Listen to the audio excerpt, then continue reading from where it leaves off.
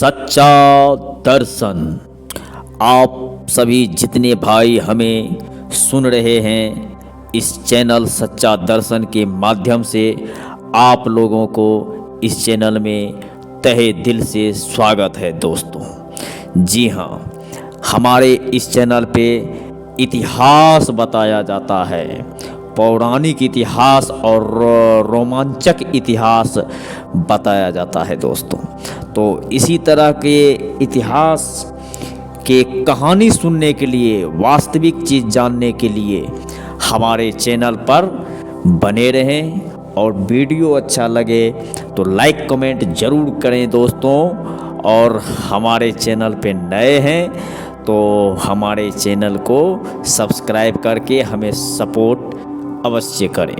तो आज के विषय हैं सिकंदर और पोरस का युद्ध। जी हाँ भाइयों, आज हम सिकंदर और पोरस का युद्ध के विषय में बताने जा रहे हैं। तो शुरू करते हैं बिना देर किए हुए। जैसा कि हम पिछले वीडियो में बता चुके हैं कि उस समय भारत के उत्तरी क्षेत्र में 3 प्रमुख राज्य थे। पहला तक्षशिला, दूसरा कैकय, तीसरा कश्मीर। उक्त 3 राज्यों में से तक्षशिला के शासक राजा आम्भिक ने सिकंदर से संधि कर ली थी और उसे सहयोग दे रहा था।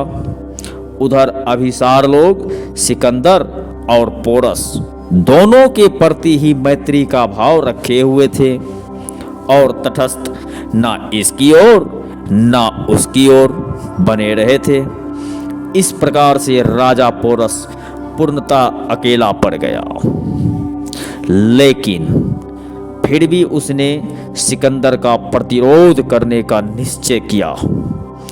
अब आगे बढ़ने के लिए सिकंदर को विस्तृता यानी कि झेलम नदी पार करनी थी। अतः उसने नदी पार करने के लिए प्रयास प्रारंभ कर दिए। अंततः उसने दिनांक 21 जून 326 ईसा पूर्व की प्रातःकाल को नदी पार कर ली। नदी के पार राजा पोरस अपनी सेनाओं के साथ में उनका इंतजार कर रहे थे पहले से, जिसमें गज सेना अर्थात हाथियों का झुंड भी सम्मिलित था। सभी वहां पर इंतजार कर रहे थे और जैसे ही सिकंदर का सेना प्रातःकाल को नदी पार किया, सिकंदर की सेनाओं ने नदी पार की। सिकंदर और पोरस की सेनाओं का भयंकर युद्ध प्रारंभ हो गया। इस युद्ध में हाथियों की बहुत अच्छी भूमिका रही। इस युद्ध में सिकंदर की सेनाओं का भीषण संहार हुआ। इस युद्ध में सिकंदर का प्रिय घोड़ा बुसेफेलस भी मारा गया। इस युद्ध में राजा पोरस के हाथियों ने सिकंदर की सेनाओं में भयंकर तबाही मचा दी। सिकंदर की हार हुई। इस तरह से उस युद्ध में राजा पोरस के सामने सिकंदर की हार हुई। इस प्रकार से विस्तृता झेलम नदी के तट पर वीर राजा पोरस ने सिकंदर को भीषण युद्ध में पराजित कर दिया। लेकिन सिकंदर को मालूम था कि पोरस अत्यंत महत्वाकांक्षी है, इसलिए उसने अत्यंत चालाकी से काम लिया और पोरस से कहा कि मैं सिकंदर तो निरंतर युद्ध करने के लिए ही अपने देश से आया हूं। अतः यदि अब मुझे क्षमा कर दिया जाए तो मैं भारत में आगे अन्य क्षेत्रों में जाकर युद्ध करूंगा और उन क्षेत्रों का जीतकर आपके राजा पोरस के अधीन करूंगा। और उन क्षेत्रों को जीतकर आपके राजा पोरस के अधीन कर दूंगा।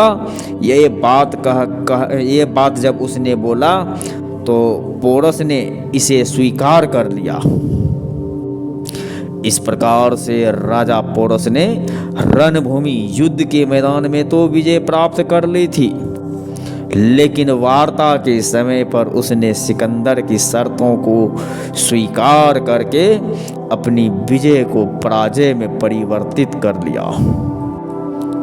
यह कितने ही अधिक दुख की बात है कि भारतीय हिंदू शासक रणभूमि में प्राप्त हुए विजय को अपनी दयालुता या यूं कहें कि अपनी मूर्खता के कारण पराजय में परिवर्तित कर लेते हैं। और आश्चर्य तो इस बात का है कि भारतीय शासकों में यह अवगुण उस समय से लेकर वर्तमान समय तक ज्यों का त्यों ही विद्यमान है। पोरस से संधि कर लेने के बाद में सिकंदर ने भारत में आगे बढ़कर पंचनद यानी पंजाब के राज्यों पर आक्रमण करना प्रारंभ कर दिया।